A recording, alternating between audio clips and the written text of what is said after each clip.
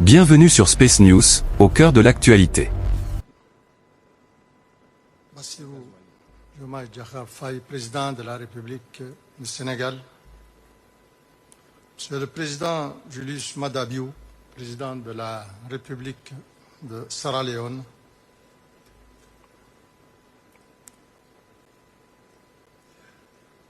Monsieur le Président, Monsieur le Premier ministre, Monsieur le Président de l'Assemblée nationale, Mesdames et Messieurs les chefs des institutions nationales du Sénégal, Mesdames et Messieurs les ministres, Mesdames et Messieurs les honorables invités, Mesdames et Messieurs, je voudrais tout d'abord adresser mes sincères remerciements à mon frère, Son Excellence Bassirou Diomaye Diakhar Faye, président de la République sœur du Sénégal, pour son aimable invitation ainsi que pour l'accueil chaleureux, l'hospitalité généreuse et les multiples marques d'attention dont nous avons été l'objet et qui traduisent à la fois la solidité des liens fraternels entre nos deux peuples et la chaleur légendaire de la teranga sénégalaise. Je tiens également à exprimer tout le plaisir qui est le mien de prendre part au Forum international de Dakar.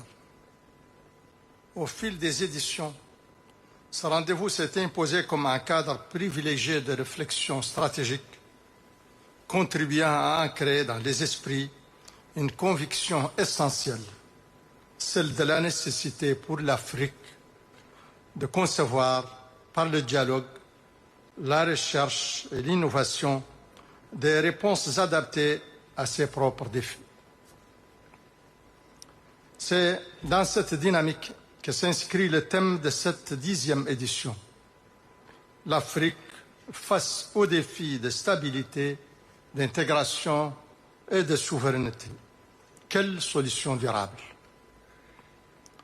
Ce thème, à travers le mode spécifique de formulation choisi, nous dit incidemment que la question centrale aujourd'hui n'est pas celle de faire un état des lieux des défis liés à la stabilité, à l'intégration et à la souveraineté, déjà largement documentés tant dans leurs déterminants que dans leurs effets.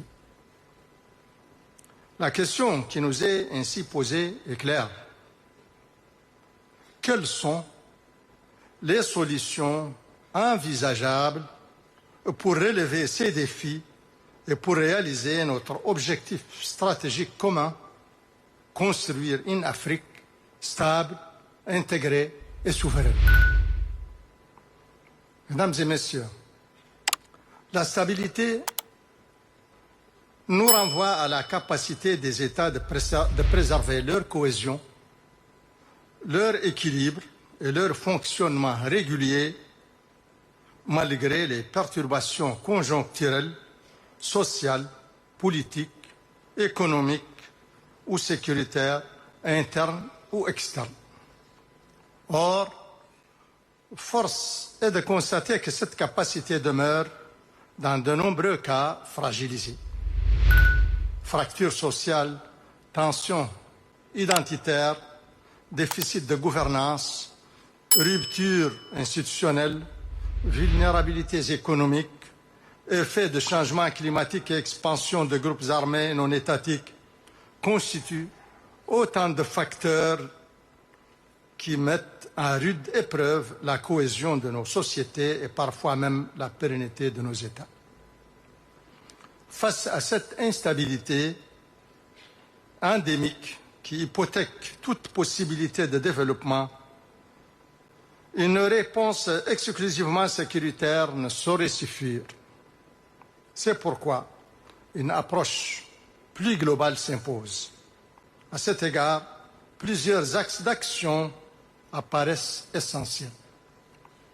Améliorer la gouvernance politique, économique et sociale, apaiser la vie politique par le dialogue et le consensus, renforcer l'état de droit, consolider des systèmes démocratiques capables d'assurer une alternance pacifique, garantir un accès équitable aux conditions de vie dignes, garantir dans l'équité l'accès de tous à des conditions de vie décentes, conditions indispensables pour prévenir les inégalités, les fragilités et les risques d'instabilité.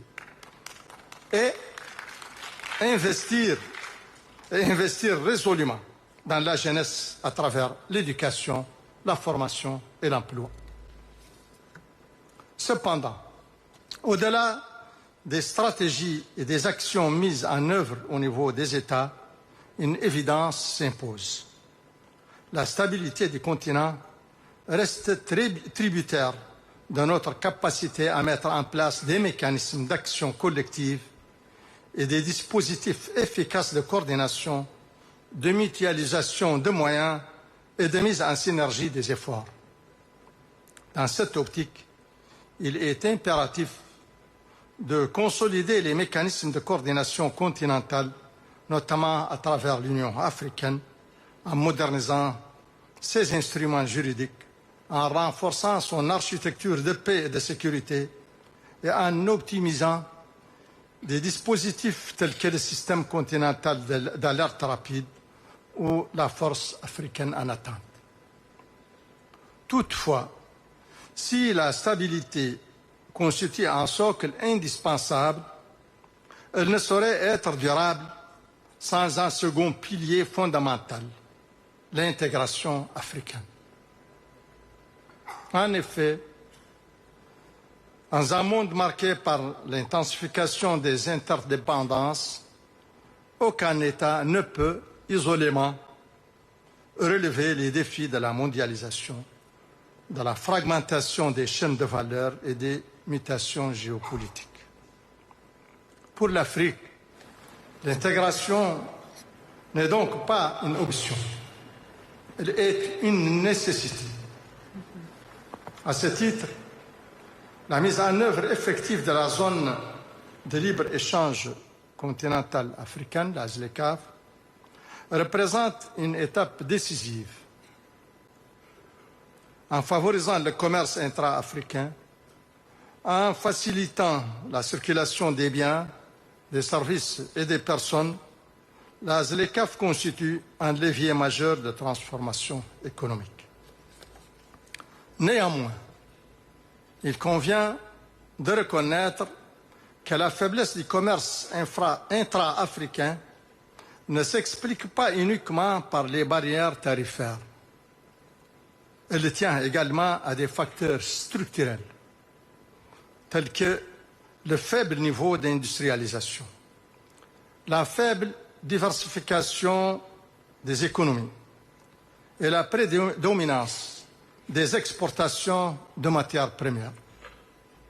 Dès lors, l'intégration doit s'accompagner d'efforts soutenus en matière d'industrialisation, de transformation locale, de diversification économique et d'innovation technologique.